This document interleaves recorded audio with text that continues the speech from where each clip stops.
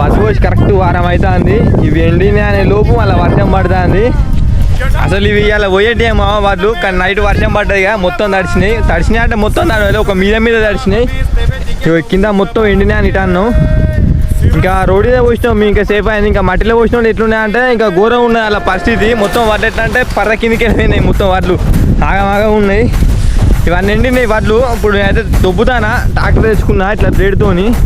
మనది కాదు, వేరేటోళ్ళు అన్నది తెచ్చినా, మీకు చూపిస్తా కదా. ఇవన్నీ ఇటు దొబ్బుకున్నా, మళ్ళీ ఇవన్నీ 3 కుప్పలు చేస్తే అయిపోతుంది. ఇక చెయ్యి మరి వెతుకుతున్న సిరి దొరుకుతుంది కదరా, పదర పదర పదర ఇప్పుడమిని అడిగి చూడు పదరా, చిగెలు కనుమలుపు ఎక్కడను ప్రశ్నలన్నిటికీ సమాధానం. మొత్తం 4 కుప్పలు చేసినా, మొత్తం అంగడంగడైనాయి. ఇప్పుడు ఇవన్నీ చీపిరాడుతున్న మొత్తం దగ్గర కూర్చి పర్రలప్త అయిపోతుంది. ఇక